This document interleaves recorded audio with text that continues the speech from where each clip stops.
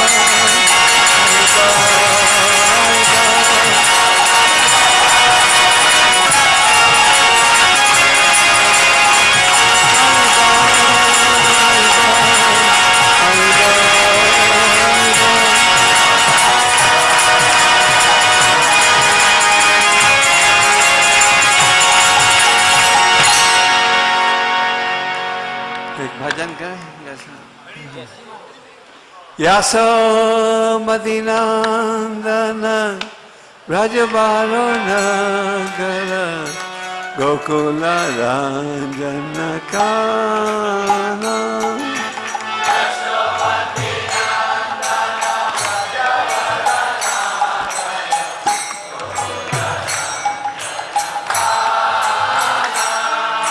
Yasamati Nandana Brajabalo Nagara Gokula Ranjanakana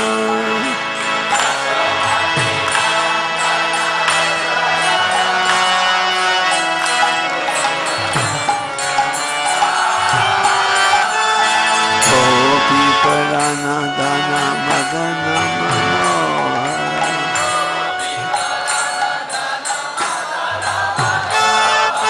Gopi Parana Dana Madana Manohara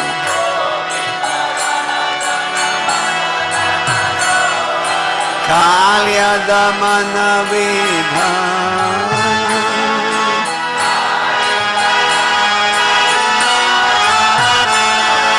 Kalya Damana Vidhana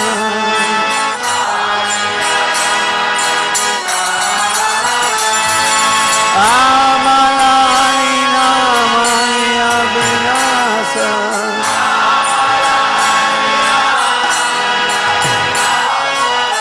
Amalai Namaya Vinasa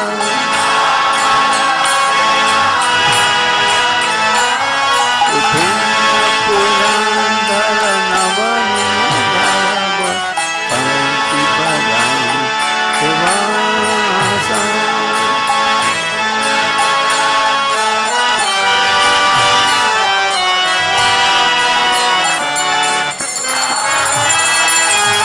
Upinna Purandara Navanindara Panti Padam Devasa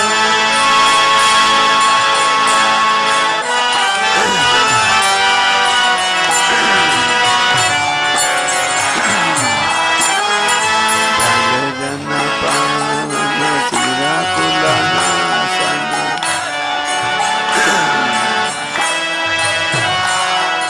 Raja Janapana Sirakulanasana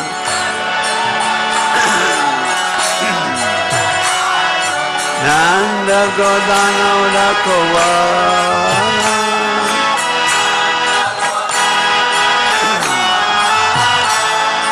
Nanda Godana Urakovala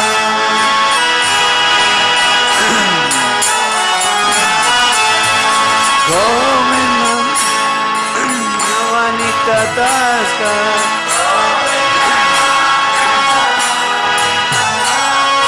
Govinda Madhava Navanita Taska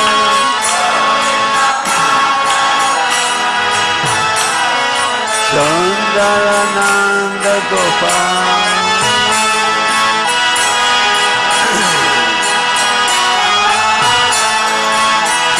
Sundarananda Gopal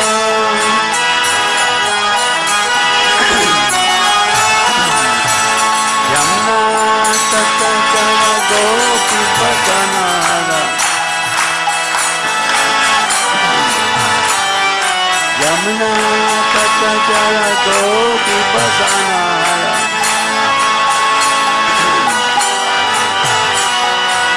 Rasarasika Pamola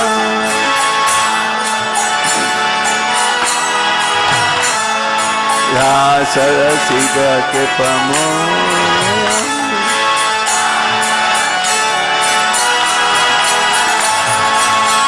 Nilatavana Padmanavana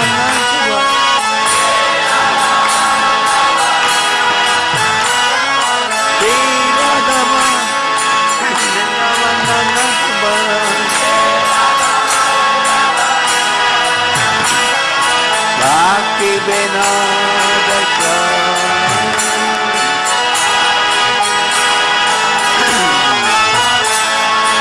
Bhakti Vinodaka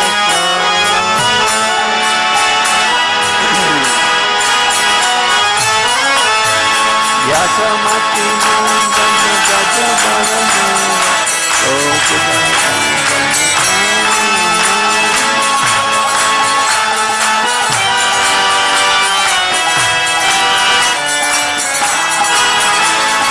Yashamati Nandana Braja Balamura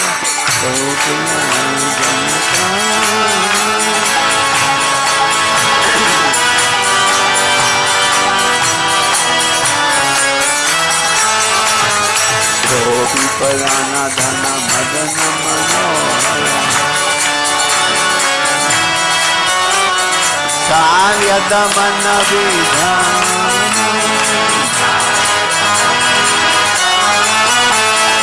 Amanamya Manya Vinasa Govinda Madhava Namanita Tastara Radhavana Bhadravana Natbala Bhakti Vinoda Shaya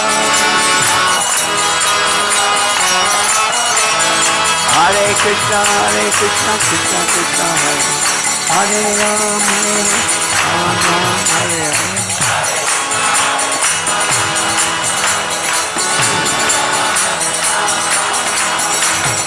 Hare Krishna Krishna Krishna Hare Hare Ram Ram Hare Hare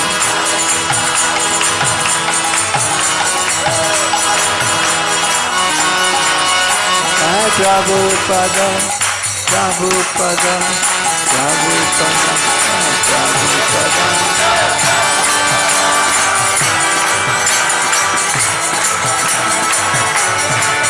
Jai Radha Jai Radha Jai Radha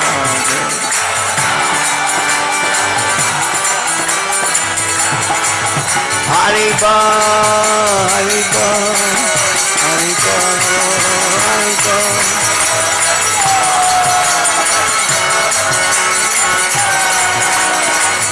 Haribo Haribo Haribo Haribo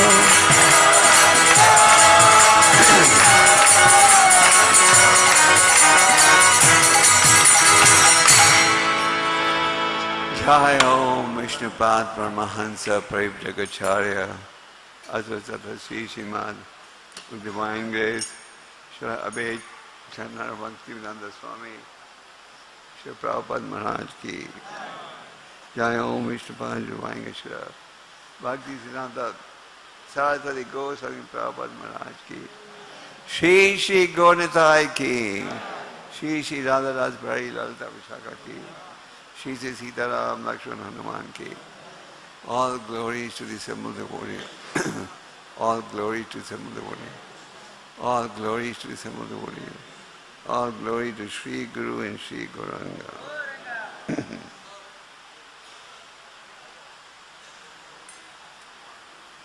Hare Krishna. आप सब भक्तों का हार्दिक स्वागत. ओम नमो भगवते वासुदेवाय. ओम नमो भगवते वासुदेवाय. ओम नमो भगवते वासुदेवाय. हरे कृष्णा.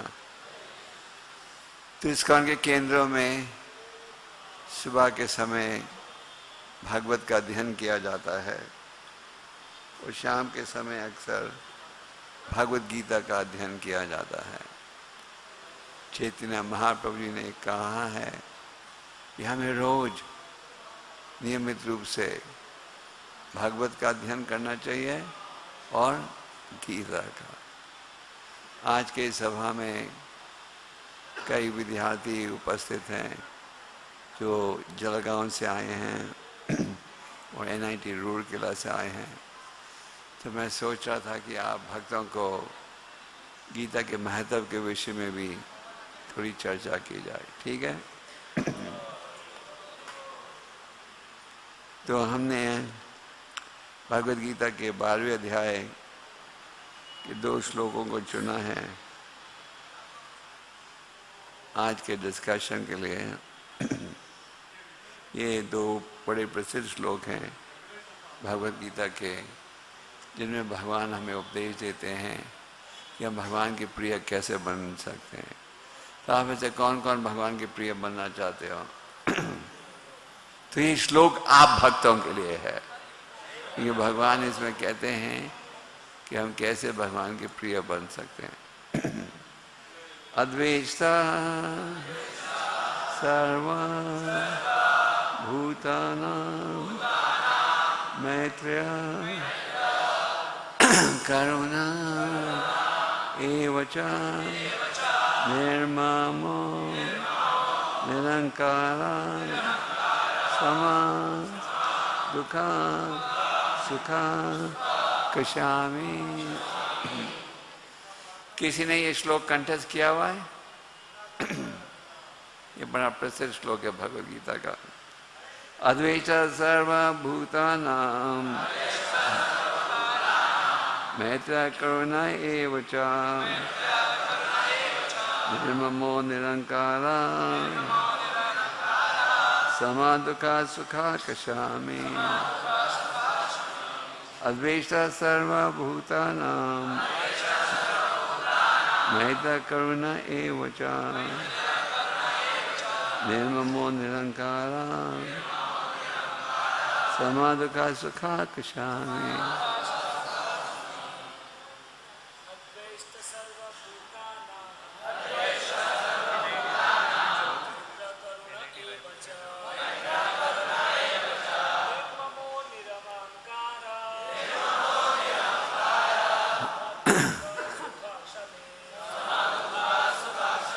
मुझे अभी सूचना प्राप्त हुई है कि NIT रायपुर के भक्त भी इधर हैं, तो उनका भी स्वागत। ओके।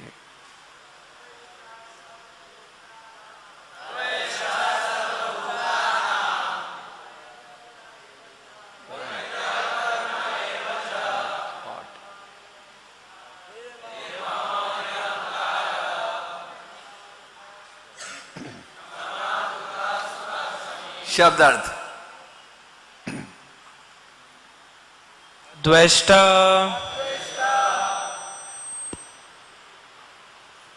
ईर्ष्या विहीन सर्वभूतानां समस्त जीवों के प्रति मैत्री भाव वाला, करुणा दयालु एवं निश्चय ही च भी निर्मम स्वामित्व की भावना से रहित, निरअहंकार मिथ्या अहंकार से रहित, समभाव दुख सुख तथा सुख में क्षमावान संतुष्ट प्रसन्न तुष्ट सततम निरंतर योगी भक्ति में निरत, यत आत्मा संयमी दृढ़ निश्चय संकल्प सहित मई मुझ में अर्पित संलग्न मन को बुद्धि तथा बुद्धि को यह जो मद भक्त मेरा भक्त स वह मैं मेरा प्रिय प्यारा। अनुवाद। जो किसी से द्वेष नहीं करता लेकिन सभी जीवों का दयालु मित्र है, जो अपने को स्वामी नहीं मानता और मिथ्या अहंकार से मुक्त है, जो सुख दुख में समभाव रहता है, सहिष्णु है, सदैव आत्मतुष्ट रहता है, आत्मसंयमी है तथा जो निश्चय के साथ मुझ में मन तथा बुद्धि को स्थिर करके भक्ति में लगा रहता है, ऐसा भक्त मुझे अत्यंत प्रिय है। ओम ज्ञानतिमिरान्धस्य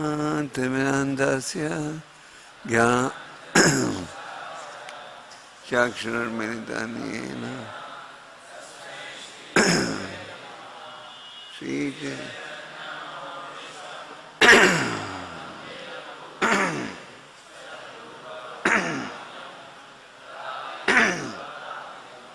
वन्देऽहं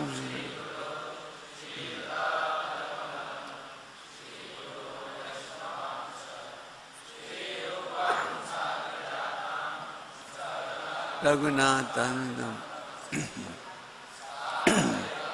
अवधूतं श्री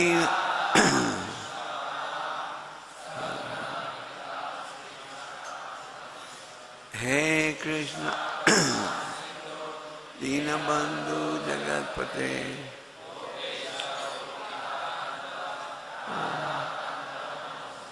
तप्ता कांचन गौरांगी राधे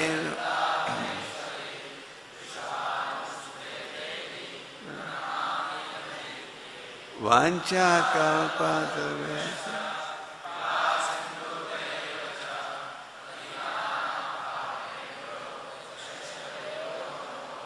जय श्री कृष्ण प्रभु नित्यानंद श्री अद्वैत हरे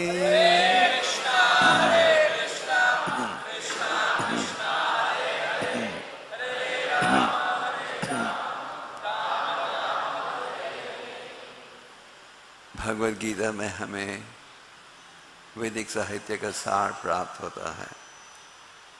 चैतन्य महाप्रभु जब दक्षिण भारत की यात्रा कर रहे थे तो एक ब्राह्मण भक्त कुर्मा के घर में निवास कर रहे थे।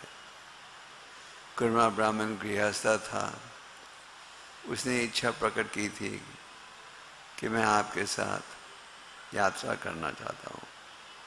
महाप्रभु ने कहा मेरे साथ यात्रा करने की आवश्यकता नहीं, तुम जहाँ हो वहीं रहो, पर गीता को रोज पढ़ो और भागवतम को रोज पढ़ो।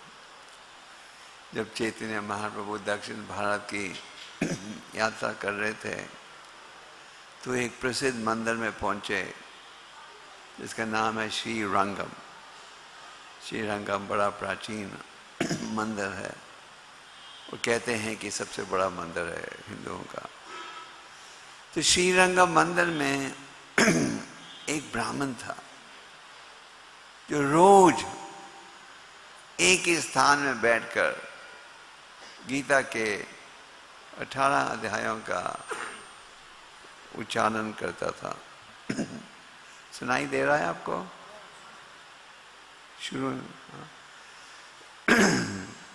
और जब वो गीता के श्लोकों का उच्चारण करता था तो उसके नेत्रों से आंसू निकलते थे और साथ में वो शुद्ध भक्ति के लक्षणों को प्रकट कर रहा था। पड़ोस के लोगों को पता था ये ब्राह्मण अनपढ़ है, पर क्योंकि उसके गुरु ने ये आदेश दिया था रोज गीता के 18 अध्यायों का अध्ययन करो, तो नियमित रूप से ये ब्राह्मण रोज 18 अध्यायों का उच्चारण कर रहा था। और क्योंकि वो अनपढ़ था कई श्लोकों का उसे अर्थ भी समझ नहीं आता था और कई श्लोकों का उच्चारण गलत करता था।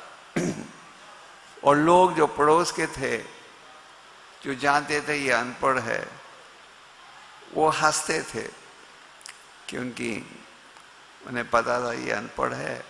तो कहते थे दिखावा कर रहा है, बड़ा पंडित बनने का कोशिश प्रयास कर रहा है।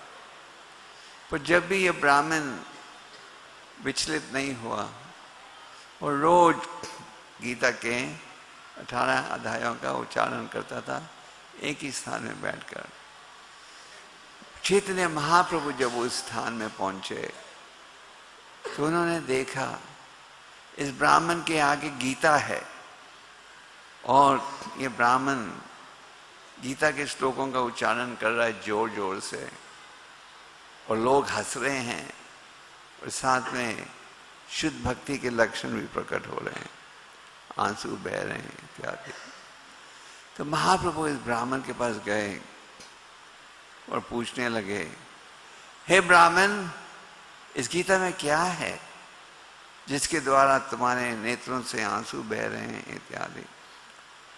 तो उस ब्राह्मण ने कहा कि मैं बिल्कुल अनपढ़ हूं, पर मेरे गुरु महाराज ने मुझे आदेश दिया था रोज 18 अध्यायों का उच्चारण करने के लिए, और क्योंकि मैं अनपढ़ हूं, कई श्लोकों का उच्चारण ठीक होता है, कईयों का गलत, और लोग मेरे पर हंसते हैं, और क्योंकि ये गुरु का आदेश था मैं इसका पालन कर रहा हूं।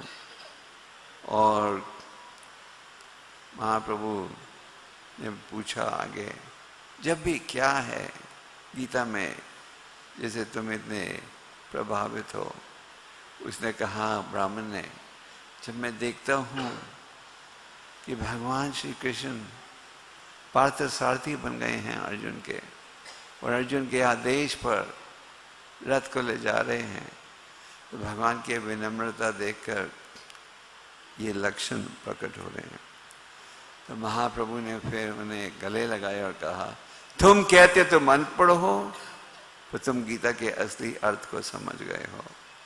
और फिर महाप्रभु ने उस ब्राह्मण को अपने साथ 4 महीनों के लिए रखा, और रोज उन्हें गहराई के साथ गीता की व्याख्या सुनाई। तो प्रभुपाद जी इस लीला के तात्पर्य में समझाते हैं कि जैसे ही इस ब्राह्मण ने गुरु के आदेश का पालन किया, क्या था गुरु का आदेश? रोज गीता पढ़ो। तो अंत में क्या लाभ हुआ? इस ब्राह्मण को स्वयं भगवान का दर्शन प्राप्त हुआ। चैतन्य महाप्रभु कौन है? स्वयं भगवान है। श्री कृष्ण चैतन्य राधा कृष्ण नहीं आन्या। राधा कृष्ण प्रकट हुए चैतन्य महाप्रभु के रूप में, क्योंकि वो प्रयास कर रहा था गुरु के आदेश का पालन करने के लिए। तो अंत में उन्हें स्वयं भगवान का दर्शन प्राप्त हुआ। तो हम सबको गीता का महत्व समझना चाहिए और गीता का नियमित रूप से अध्ययन करना चाहिए। अगर हम रोज कर सकें तो बहुत ही अच्छी बात है। प्रभुपाद जी एक समय यहाँ हरे कृष्ण लैंड में ही गीता पढ़ रहे थे, और प्रभुपाद ने कहा, मैं रोज स्वयं गीता को पढ़ता हूँ। हम अखबार पढ़ते हैं, जानना चाहते हैं विश्व में क्या सूचना हो, क्या घटना बीत रही है, पर साथ में हमें गीता को भी पढ़ना चाहिए। श्रीमद् भागवतम के प्रथम स्कंद में आप पढ़ते हो कि जब भगवान अप्रकट हो गए थे, तो उनके सनातन साथी अर्जुन अत्यंत दुखी थे। अर्जुन भगवान के सनातन साथी हैं, और अर्जुन को जब पता लगा कि भगवान अप्रकट हो गए हैं पृथ्वी से, तो बड़े उदास हो गए, और उन लीला का स्मरण किया उन्होंने, जो कि भौतिक दृष्टि से असंभव थी सफलता के लिए, पर उनके घनिष्ठ मित्र के सहयोग के कारण सफलता प्राप्त हुई। और उसके पश्चात अर्जुन ने गीता के संदेश का स्मरण आरंभ किया। और जब गीता के संदेश का स्मरण आरंभ किया, तो उन्हें ऐसे लगा कि स्वयं भगवान वहाँ उपस्थित हैं। तो प्रभुपाद जी समझाते हैं तात्पर्य में कि जैसे अर्जुन ने गीता के संदेश का स्मरण किया और उससे ये अनुभव हुआ कि स्वयं भगवान वहाँ उपस्थित हैं, उसी प्रकार हम सबको क्या करना चाहिए?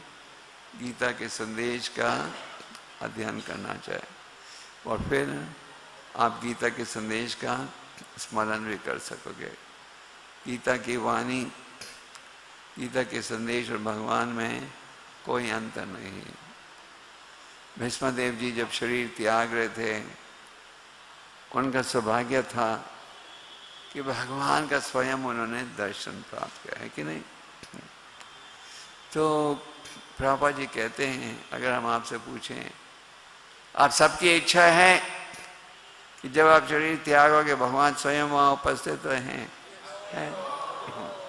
पर आपके ख्याल से जैसे भगवान आए थे भीष्मदेव के शरीर के त्यागने के समय, आपके शरीर त्यागने के समय भी भगवान आएंगे? पर प्रभुपाद जी कहते हैं तात्पर्य में कि अगर आप गीता और भागवतम को सुन रहे हो, हरि नाम को सुन रहे हो, तो आपको वही लाभ प्राप्त होगा जो भीष्मदेव को प्राप्त हुआ था, भगवान का दर्शन प्राप्त करते हुए शरीर का त्याग। तो दूसरे शब्दों में गीता का अध्ययन बहुत ही महत्वपूर्ण है, भगवत का अध्ययन भी बहुत ही महत्वपूर्ण है।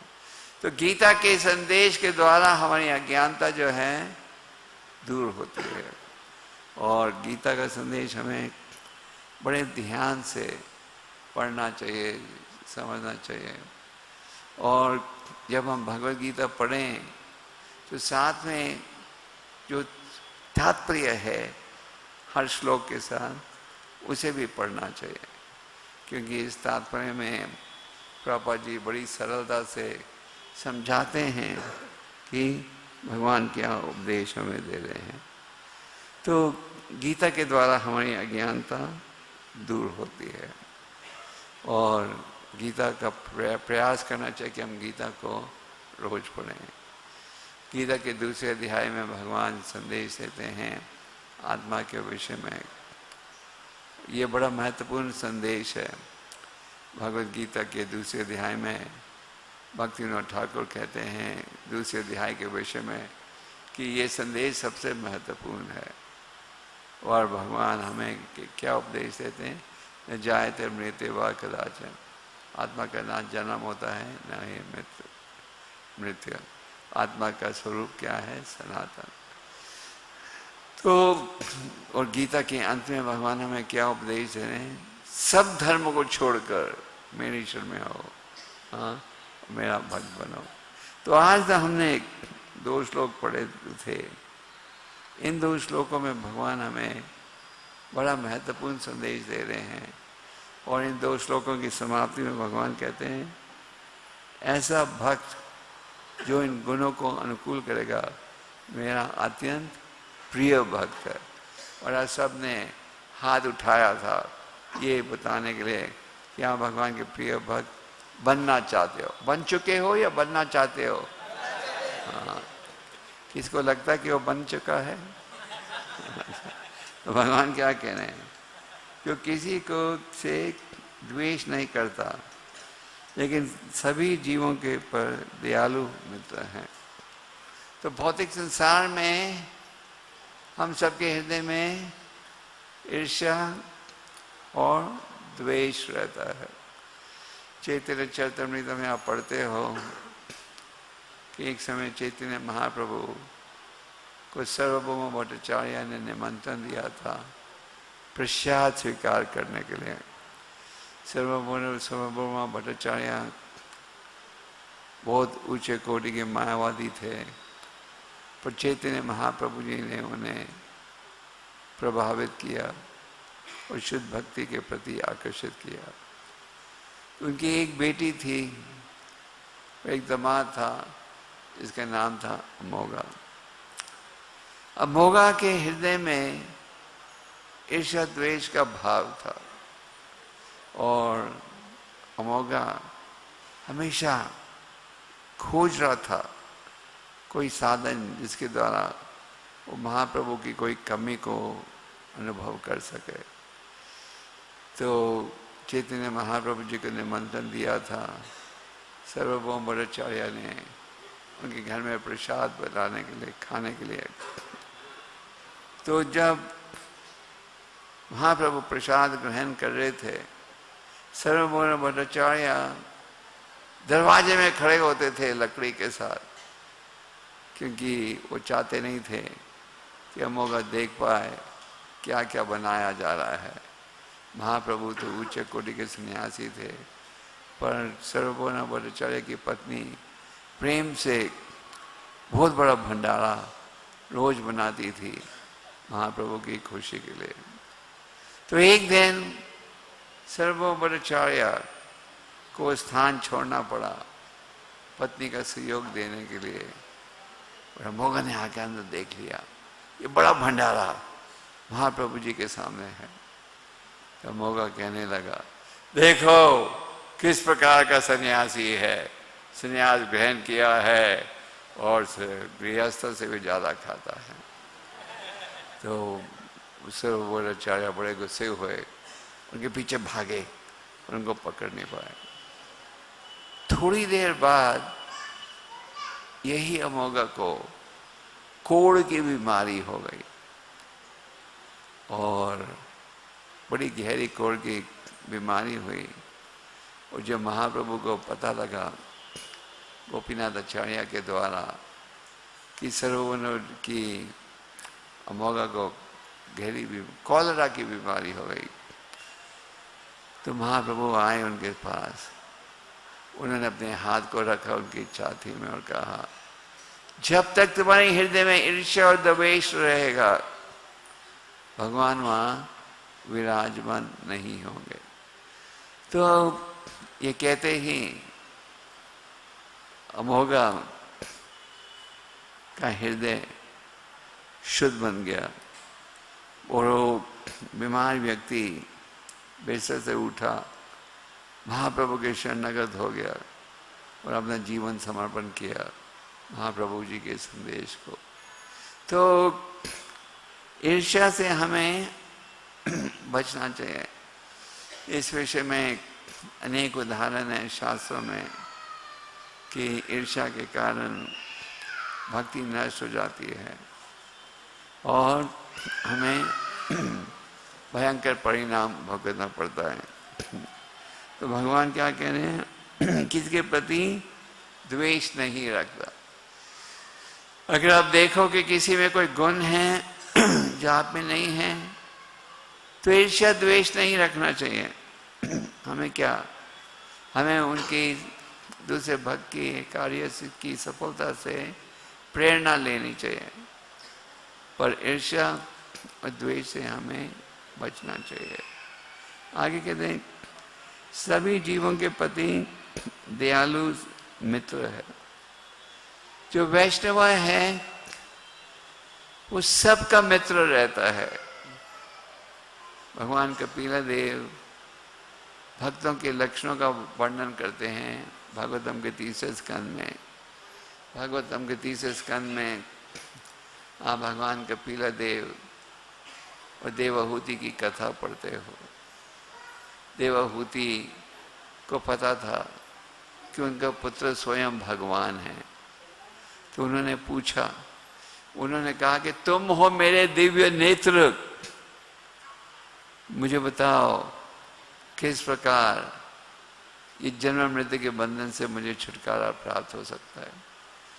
भगवान कपिलदेव ने कहा, आपका प्रश्न बड़ा सुंदर है, क्योंकि उसका उत्तर पूरे समाज को लाभ देगा। और बेटे ने कहा, भक्तों की संगत के द्वारा भक्ति योग का ज्ञान हमें प्राप्त होता है।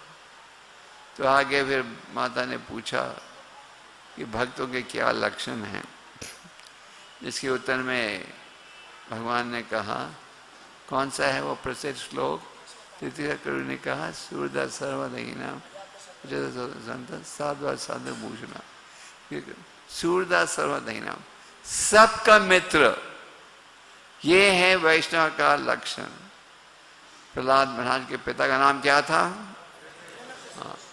तो हिरण्यकशिपु की इच्छा थी कि उनके बेटे को राजनीतिक कार्य की में रुचि बढ़ाई जाए। तो हिरण्यकशिपु ने प्रहलाद के दो अध्यापक थे, संदा और अमर का, जिन्हें एक खास आदेश दिया गया था, मेरे बेटे के हृदय में जो भगवान विष्णु के प्रति आकर्षण है उसे तोड़ो। हिरण्यकशिपु कभी समझ नहीं पाते थे कौन आकर ये दिव्य ज्ञान दे रहा है उनके बेटों को। प्रहलाद तो शुरू से ही आत्मज्ञानी थे। कुछ दिनों में आप निर्जल एकादशी बनाओगे। हाँ, 20 तारीख को कितने आप में से कितने भक्त निर्जल एकादशी रखोगे? अच्छा, तो आप लोग हम लोग तो एक दिन निर्जल एकादशी रखते हैं और समझते हैं कि हमने बहुत बड़ा चमत्कार कर दिया। पर हिरण्यकशिपु ने देवताओं के 100 वर्षों के लिए एक बूंद जल का नहीं पिया। देवता के 100 वर्ष हमारे भौतिक कैलेंडर में के अनुसार 36,500 वर्ष बनते हैं।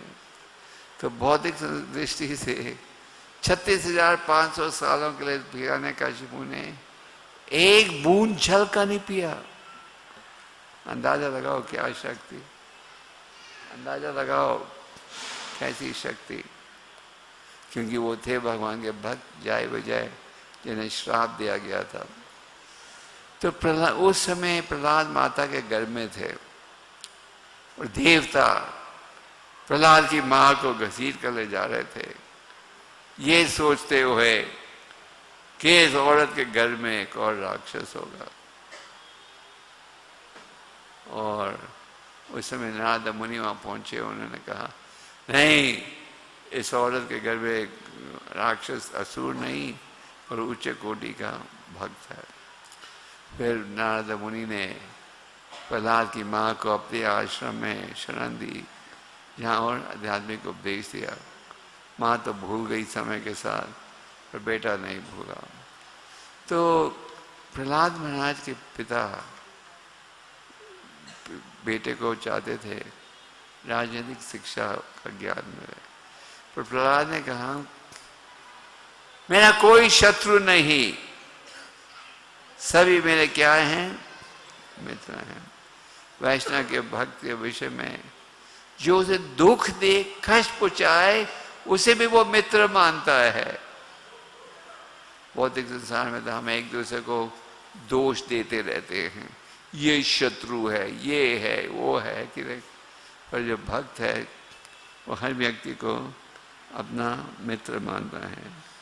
और क्योंकि वैष्णव भक्त हर व्यक्ति के प्रति दया का भाव रखता है, इसीलिए वो सबको भगवान का उपदेश भी देता है। इसलिए वो सबको भगवान का संदेश पहुंचाने का प्रयास करता है।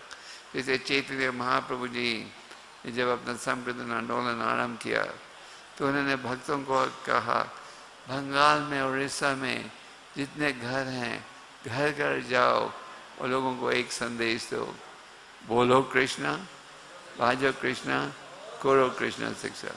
सबको कहो क्या? कृष्णा का नाम लो, बोलोगे, भाजो कृष्णा, कृष्णा का भजन करो, उनकी उपासना करो और उनकी जो शिक्षा है गीता इत्यादि ग्रंथों में, उसके आधार पर जीवन को चलाओ। तो भक्त के विषय में कहा गया है, बड़ा दुखा दुखी वैष्णव भक्त दूसरों को देखता है भौतिक कार्य में जुड़े हुए, तो उन्हें देखकर दुखी होता है और ये इच्छा प्रकट करता है कि उन्हें भगवान का संदेश दिया जाए। तो भक्त जो है हर एक व्यक्ति का मित्र रहता है। अगर कोई उसकी आलोचना करे उसका भी मित्र रहता है। जो अपने को स्वामी नहीं मानता और मिथ्या अहंकार से मुक्त है। भक्त अपने आप को किसी चीज का स्वामी नहीं मानता।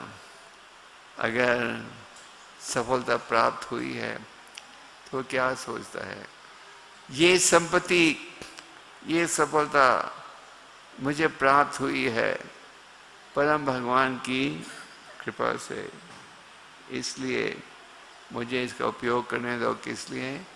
भगवान की सेवा में। अज्ञानता में हम क्या सोचते हैं कि हम ही इस चीज के स्वामी हैं। भागवतम के 30 स्कंद में अज्ञानता की अनेक रूपों का वर्णन है। एक है मृत्यु का भय, एक है ये सोचना कि मैं ही हूँ हर चीज का स्वामी, मैं ही हूँ इसका स्वामी। तो भक्त का क्या विचार है? परम भगवान है इसके स्वामी। अगर भक्त में कोई योग्यता है, अगर भौतिक स्थिति में अगर हमारे में कोई कला होती है, कोई योग्यता होती है, कोई गुण होता है, तो हम क्या कहते हैं? ये मेरी संपत्ति है, मेरी कला है। पर भक्त क्या सोचता है कि परम भगवान की कृपा से ये कला मुझे प्राप्त हुई है, ये योग्यता प्राप्त हुई है, इसलिए मुझे इस योग्यता का उपयोग करने दो। किस लिए? भगवान की सेवा में। ये है सदुपयोग। अगर वो धन कमाता है तो वो सोचता है ये धन का उपयोग करने दो भगवान की सेवा में। तो यहाँ भगवान हमें ये कह रहे हैं कि अपने आप को स्वामी नहीं मानता, मिथ्या अहंकार से मुक्त है। तो भौतिक अहंकार के कारण हम भगवान के शरणागत नहीं होते, उनके संदेश को नहीं स्वीकार करते। मिथ्या अहंकार से कैसे मुक्त हो सकोगे? ज्ञान के आधार पर। इसलिए इस आध्यात्मिक ज्ञान को हमें बकायदा अनुकूल करना चाहिए आगे बढ़ने के लिए। तो सुख दुख में संभाव रहता है। तो भौतिक संसार में सुख और दुख दोनों ही हमें अनुभव करना पड़ेगा। चाहे आप कितनी भी अच्छी योजना बना लो, दुख से बच सकोगे? प्रहलाद महाराज जी कहते हैं भागवतम के 7वें स्कंद में, जिस प्रकार सुख आता है, दुख आता है बिना मांगे। कोई दुख की प्रार्थना करता है, भगवान मुझे ये एक्सीडेंट हो जाए, ये बीमारी। दुख की प्रार्थना कोई नहीं करता, पर दुख आता है या नहीं आता? तो प्रहलाद महाराज जी कहते हैं, जिस प्रकार दुख आता है बिना मांगे, सुख भी आएगा बिना मांगे। पर हे मूर्ख व्यक्ति, उतना ही जितना कि क्या है तुम्हारा कोटा है, उसे एक बूंद ज्यादा नहीं। तो दूसरे शब्दों में कई बार जब हम लोगों को निमंत्रण देते हैं आध्यात्मिक जीवन में जुड़ने के लिए, लोग कहते हैं नो टाइम, नो टाइम, बड़े व्यस्त हैं। प्रभुपाद जी ने एक पत्रिका शुरू की थी, बैक टू गॉड हेड। ये पत्रिका प्रभुपाद जी ने शुरू की थी 1944 में। उनके गुरु महाराज ने पहली मुलाकात में ही आदेश दिया था, तुम पढ़े लिखे युवक हो, ले जाओ चैतन्य महाप्रभु जी के संदेश को पश्चिम देशों में। और भक्ति सिद्धांत जी ने प्रभुपाद जी को ये भी कहा था राधा कुंड में कि अगर भगवान तुम्हें सफलता दें, धन दें, तो उन धन से ग्रंथों का वितरण कर, ग्रंथों का प्रकाशित करना और वितरण करना। तो प्रभुपाद जी ने 1944 में ये बैक टू गॉडेड मैगजीन शुरू की थी अंग्रेजी भाषा में। और आज ये बैक टू गॉडेड मैगजीन विश्व की लगभग हर प्रसिद्ध भाषा में प्रकाशित हो रही है। प्रभुपाद जी की भगवत गीता जो है 70 से अधिक भाषा में उपस्थित है। तो प्रभुपाद जी ने उसमें एक आर्टिकल लिखा था नो टाइम। तो उसमें प्रभुपाद जी ने एक कथा सुनाई। एक मेंबर था प्लानिंग कमीशन का, जिसे निमंत्रण दिया था आओ आध्यात्मिक कार्य में उपस्थित होने के लिए। उसने प्रभुपाद जी को कहा, Swami ji I have no time. और अगले दिन वो व्यक्ति दफ्तर जा रहा था, उसका हार्ट अटैक हो गया। तो प्रभुपाद जी ने कहा कि एक दिन पहले ही उसने कहा नो टाइम, और मृत्यु ने तो उसकी राह नहीं देखी। तो कई बार आप अपने रिश्तेदारों को, मित्रों को निमंत्रण देते, आओ मंदिर है ना, वो क्या कहते हैं नो टाइम, नो टाइम, हम बड़े व्यस्त हैं। तो समय हमें निकालना चाहिए। तो भौतिक संसार में सुख और दुख दोनों ही आएगा। भगवान क्या कहते हैं, हमें दोनों को समानता से स्वीकार करना चाहिए। अगर दुख आया है तो कल सुख भी आ सकता है, सुख आया है तो दुख भी आ सकता है। और ध्यान से देखा जाए क्लेश ही क्लेश है भौतिक जगत में। चाहे आप कितने भी धनी बन जाओ, आप अपने आप को 7 प्रकार के क्लेशों से बचा सकते हो। क्या है 7 प्रकार के क्लेश? और कोई मृत्यु से बच सकता है, बुढ़ापेपन से, रोग पीड़ा से नहीं, मन के कष्ट से, प्रकृति के कष्ट से नहीं। आपकी जूह स्कीम में 10 करोड़ की कोठी है और जो मच्छर हैं वो कहते हैं हमारा भी अधिकार है यहाँ रहने का, हम आपको तंग करेंगे, क्यों नहीं करें तंग। तो ये भौतिक संसार में 7 प्रकार के क्लेश हैं। इसलिए भगवान कहते हैं आओ मेरे धाम। तो यहाँ कहा जा रहा है सुख दुख संभाव रहना, सहनशील होना। चैतन्य महाप्रभु ने अपने शिष्यों को तो आदेश दिया था कि वैदिक शास्त्रों की रचना करने के लिए, ग्रंथों को लिखने के लिए, पर स्वयं चैतन्य महाप्रभु केवल 8 श्लोक छोड़ गए, जिन्हें हम क्या कहते हैं, शिक्षा। रोज सुबह हम इन श्लोकों का उच्चारण करते हैं। और भगवतम चैतन्य शिक्षा अष्टक के 30वें श्लोक में भगवान क्या कहते हैं, श्रीनादपि सुनिचेन अमान। तो यहाँ भगवान कह रहे हैं अगर तुम मेरे प्रिय भक्त बनना चाहते हो तो क्या एक और गुण क्या होना चाहिए, तुम्हें अत्यंत सहनशील भी हो जाना चाहिए। तो चैतन्य महाप्रभु ने कहा अत्यंत सहनशील होना, और इस विषय में क्या उदाहरण दिया, पेड़ से भी ज़्यादा सहनशील। वृक्ष जो है बहुत ही सहनशील है, तो महाप्रभु कह रहे हैं वृक्ष से भी ज़्यादा सहनशील हो जाना चाहिए। कृष्णदास काविराज जी कहते हैं ये श्लोक इतना महत्वपूर्ण है कि हमें हमारे गले में इसे बांध लेना चाहिए। दूसरे शब्दों में अपने आप को सदा याद करवाना चाहिए कि अगर हम सदा हरि के नाम का उच्चारण करना चाहते हैं तो हमें अत्यंत सहनशील होना पड़ेगा। साथ में क्या, आदर दो बिना किसी आदर की उम्मीद रखे हुए। तो आप ये पूछना चाहोगे ये जो अनेक गुण जिनका वर्णन किया जा रहा है ये कैसे प्राप्त होंगे, उसकी भी हम चर्चा करेंगे। आगे कहते हैं आत्मा स्वयं, आध्यात्मिक मार्ग में हम प्रवेश करते हैं इस ज्ञान के साथ कि इंद्रिय तृप्ति के कार्य विपरीत है, और इसलिए हम जुड़ते हैं आध्यात्मिक कार्यों में और आध्यात्मिक शिक्षा प्राप्त करते हैं मन और इंद्रियों को कैसे वश में लाना। तो मन और इंद्रियों को आप वश में ला सकते हो अगर आप भक्ति योग की शिक्षा का लाभ उठाओ। देवेश गुणमाई मम माया दुरतया, भगवान कहते हैं इस माया का विरोध करना बड़ा कठिन है, पर कोई मेरी शरण में आएगा तो इसका विरोध कर सकेगा। तो भगवान आगे क्या कह रहे हैं, आत्मा स्वयं, फिर आत्मा स्वामी के तथा दृढ़ होकर भक्ति योग के मार्ग में जुड़ना।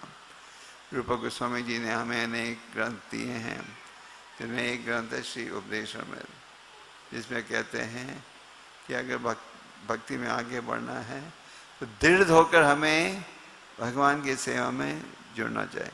उत्साह निश्चय धैर्य, हाँ, दृढ़ होकर, ये नहीं भक्ति में जुड़े हैं तो अगर थोड़ी समस्या आएगी तो भक्ति से हम भक्ति को त्याग देंगे। हमारा भाव होना चाहिए कि हर स्थिति में हम भगवान की सेवा में जुड़े रहें। तो आप ये पूछना चाहोगे कि अनेक गुण जिनका वर्णन हमने किया, आपने पढ़ा है गीता में, इन गुणों को आप कैसे प्राप्त कर सकोगे? कैसे प्राप्त? इन गुणों को, ये गुण प्राप्त हो सकते हैं या नहीं हो सकते? हो सकते हैं। अगर नहीं हो सकते तो भगवान इनका वर्णन क्यों करते? हमें ये नहीं सोचना चाहिए कि गीता का संदेश बड़ा प्राचीन है। हमें ये नहीं सोचना चाहिए इस कलयुग में गीता के संदेश का उपयोग नहीं किया जा सकता। हमें ये नहीं सोचना चाहिए ये काल्पनिक संदेश है। नहीं, ये नाम अपराध, चौथा नाम अपराध है। गीता का जो संदेश है इसका उपयोग आज के इस आधुनिक युग में भी हम कर सकते हैं। आज विश्व के हर कोने में लोग गीता का अध्ययन कर रहे हैं अपने जीवन को सुखी बनाने के लिए और सफल बनाने के लिए। तो ये सोचना कि इन गुणों को हम अनुकूल नहीं कर सकते, ये गलत है। चैतन्य चरितामृत में आप पढ़ते हो कि चैतन्य महाप्रभु ने सनातन गोस्वामी को 26 गुणों का वर्णन किया जो कि वैष्णव को अनुकूल करना चाहिए। तो प्रश्न ये है कि हम इन गुणों को कैसे अनुकूल करें? क्या संभव है इस कलयुग में? एक तरफ से आप देखते हो कि मन बड़ा चंचल है। चंचल है सबका। अर्जुन ने क्या कहा इस विषय में? ये कहा 5000 साल पूर्व। तो आप ये जानना चाहोगे ये चंचल मन को आप स्थिर बना सकते हो? मन इंद्रियों को वश में ला सकते हो? आत्मा स्वयं हो सकता है? हो सकता है कैसे? भक्ति योग की शिक्षा के द्वारा। जब हम भक्ति योग की शिक्षा का पालन करें तो इस शिक्षा के आधार पर आप इन गुणों को प्राप्त कर सकते हो। और भक्ति योग आरंभ कैसे होता है? भगवान के दिव्य नामों के उच्चारण के माध्यम से। कली कली नामा रूपा कृष्ण अवता।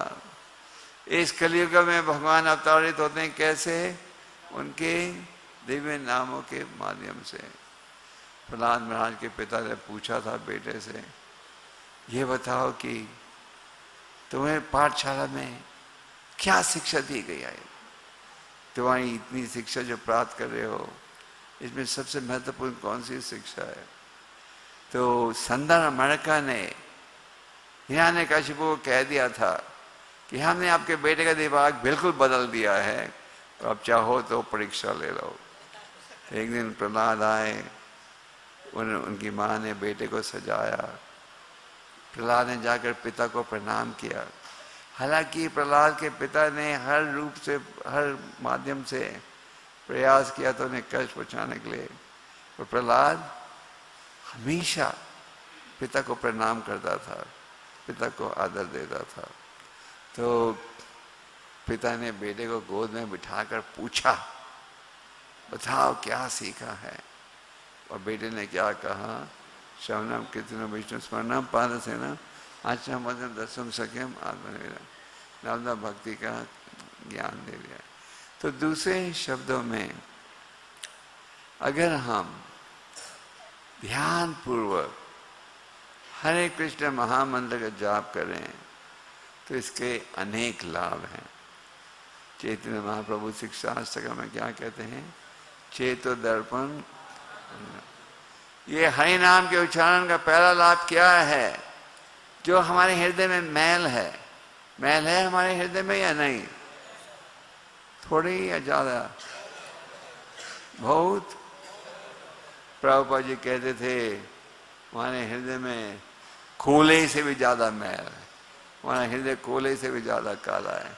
क्यों इतनी मैल है? तो चेत दर्पण मार्जनम, भगवान के नामों के उच्चारण से एक लाभ क्या है? ये जो हृदय की मैल है ये दूर होती है। आप सबका अनुभव होगा कि जब आप माला का जाप बड़े ध्यान से करते हो, शास्त्रों का अध्ययन करते हो, तो उस दिन आपका उत्साह भक्ति के कार्य के लिए ऊंचा रहता है नहीं? और अगर माला का जाप ठीक नहीं हो, शास्त्रों का अध्ययन नहीं हो, साधु संगत नहीं हो, तो क्या परिणाम होता है? भक्ति का उत्साह, भक्ति में उत्साह कम रहता है और माया में उत्साह बढ़ जाता है। और जिस दिन आप ध्यान से जप करते हो, शास्त्र पढ़ते हो, अच्छी साधना रखते हो, उस दिन क्या अनुभव होता है? भक्ति में उत्साह बढ़ जाता है, माया में उत्साह घट जाता है। तो ये हमारे ऊपर है, हम भक्ति में उत्साह बढ़ाना चाहते हैं या घटाना चाहते हैं। अगर आप भक्ति में उत्साह बढ़ाना चाहते हो तो हरि नाम का जाप हमें नियमित रूप से रोज करना चाहिए, साथ में शास्त्रों का अध्ययन। हरि नाम के जाप का लाभ तो हर स्थिति में है, पर अगर हम हरि नाम का उच्चारण ध्यान से करें और बड़े सावधानी के साथ, तो फिर तेजी के साथ हृदय की मैल निकलेगी। प्रभुपाद जी जब अमेरिका गए, भारत से क्या ले गए थे? भागवतम और एक ढोलक। उन्होंने अपना प्रचार शुरू किया न्यूयॉर्क के एक पार्क में, जिसका नाम है टॉम्किन स्क्वायर पार्क। प्रभुपाद जी वहाँ गए, कीर्तन किया और हरि नाम के माध्यम से सबको आकर्षित किया। एक समय किसी ने प्रभुपाद जी से पूछा, स्वामी जी आप कुछ चमत्कार कर सकते हो? स्वामी जी ने कहा, नहीं मैं कुछ चमत्कार तो नहीं कर सकता, पर एक चमत्कार मैंने किया है। क्या? मैंने हजारों म्लेच्छों को ब्राह्मण बना दिया है। जो व्यक्ति जुड़े हुए थे पाप के कार्य में, आज बन गए हैं उच्च कोटि के संत। तो ये है हरि नाम का प्रभाव। तो अगर हम भी हरि नाम का लाभ उठाएं तो माया के विचारों का आप विरोध कर सकोगे। इसलिए भगवान कहते हैं मेरी माया का विरोध करना कठिन है, तो अगर कोई मेरी शरण में आए तो वो फिर क्या कर सकता है? माया का विरोध कर सकता है। तो इन गुणों को भी आप अनुकूल कर सकते हो। हम सब कर सकते हैं इस कलयुग में भी, अगर हम ध्यान से जाप करें, शास्त्रों का अध्ययन करें और साथ में साधु संगत का लाभ उठाएं। जो भक्ति का सिद्धांत है उसका वर्णन बड़े सरल रूप से किया गया है। हमें केवल इसका लाभ उठाना चाहिए। हमारी कमजोरी क्या है? हमारी कमजोरी ये है कि हम इसका लाभ नहीं उठा रहे। हम सोचते हैं कि नहीं हम जानते हैं सब कुछ, क्या है जल्दी। हमें गंभीरता से भक्ति की विधियों का पालन करना चाहिए। तो आप सब भक्तों से निवेदन है, गीता को पढ़िए, एक बार पढ़ो, 2 बार पढ़ो, रोज 1 श्लोक पढ़ो तात्पर्य के साथ, 2 श्लोक पढ़ो तात्पर्य के साथ, पर पढ़ो। अब मैं कितने भक्त हो जो भगवत गीता को रोज पढ़ते हो?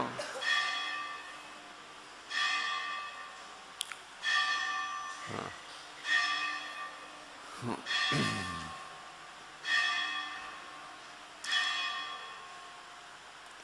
तो हम सबका प्रयास रहना चाहिए कि हम गीता को पढ़ें। जिस प्रकार सूर्य की रोशनी से अंधेरापन दूर होता है, उसी प्रकार ज्ञान से अज्ञानता दूर होती है। इस ज्ञान को अनुकूल करोगे, अगर हम प्रयास करेंगे गीता को समझने के लिए, भगवान हमारा अवश्य ही सहयोग देंगे।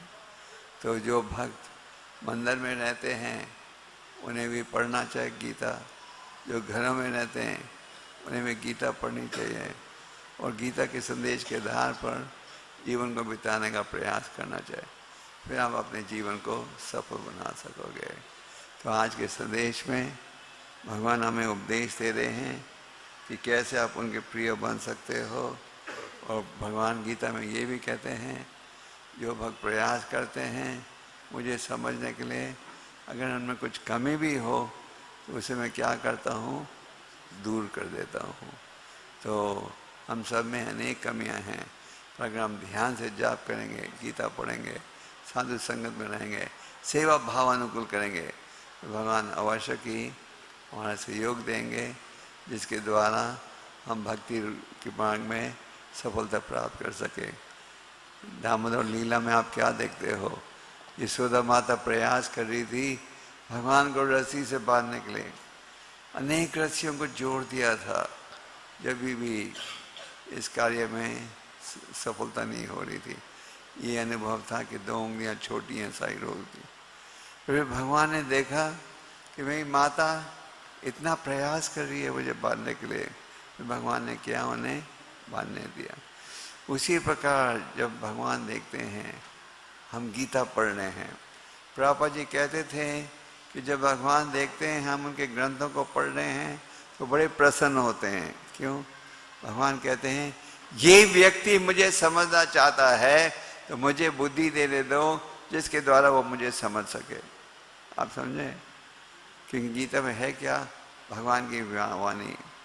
प्रभुपाद जी जब गीता का तात्पर्य लिख रहे थे तो महान आचार्यों का जो तात्पर्य था उसको अपने सामने रखा था उन्होंने।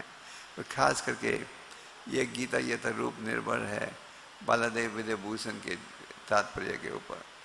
तो गीता पढ़िए, गीता को बांटिए, गीता के संदेश का प्रचार कीजिए, इस माध्यम से आपका जीवन सफल होगा और दूसरों का। जब चैतन्य महाप्रभु ने भक्तों को कहा बोलो कृष्ण शिक्षा, तो वो शिक्षा थी कौन सी? गीता का संदेश। तो गीता का संदेश बहुत ही महत्वपूर्ण है और प्रभुपाद जी ने ये स्थापित करके दिखाया है कि सारे विश्व में गीता का अध्ययन हो सकता है। प्रभुपाद जी के भगवद गीता यथा रूप का अनुवाद 70 से अधिक भाषा में हो गया है।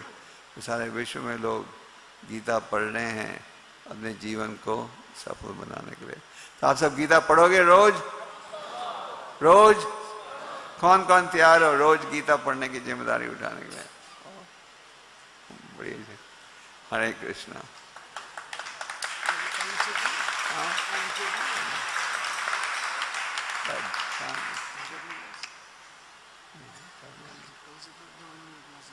मैं जा रहा हूँ योगा टीचर। हरे कृष्णा। कोई प्रश्न है तो मैं ये निवेदन करना चाहता हूं, आप सबके पास भगवद गीता यथारूप की कॉपी है? सबके पास है घर में? कोई भक्त सभा में है जिसके पास गीता नहीं है? सबके पास है? हिंदी, अंग्रेजी? तो कई लोग गीता को घर में रखते हैं सजाने के लिए, वो भी अच्छी बात है, अच्छा भाव है, तो ज़्यादा ही उत्तम भाव है अगर हम गीता को पढ़ें। तो आपसे निवेदन है गीता को पढ़िए और गीता के संदेश का प्रचार कीजिए और गीता के संदेश के आधार पर हमें जीवन को बिताना चाहिए। और प्रभुपाद जी ने भगवद गीता यथारूप के नाम से क्यों प्रकाशित किया? क्योंकि प्रभुपाद जी समझाते हैं भूमिका में उन्होंने उसी विचारधारा से संदेश दिया है जिस विचारधारा से भगवान ने दिया और अर्जुन ने स्वीकार किया। तो सब कृपा करके गीता पढ़िए। कोई प्रश्न है किसी का? हाँ, अभी 9:15 बज गए।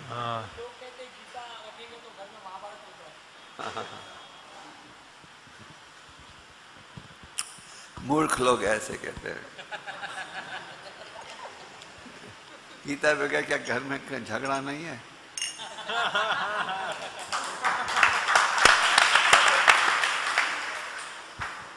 आज जितना झगड़ा समाज में है,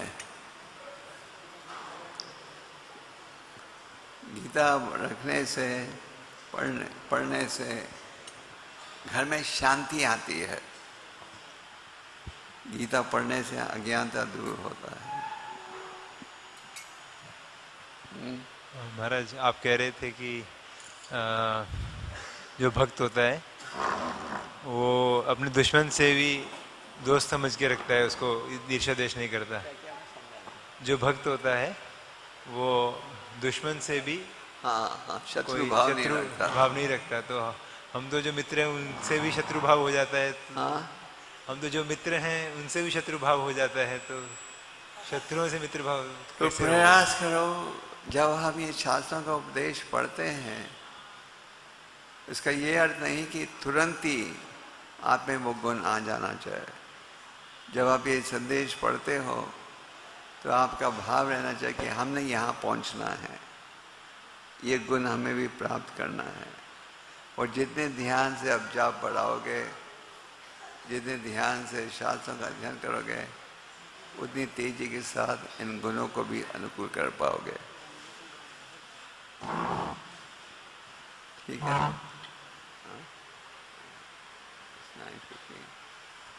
ओके, हरे कृष्णा। हाँ? सबको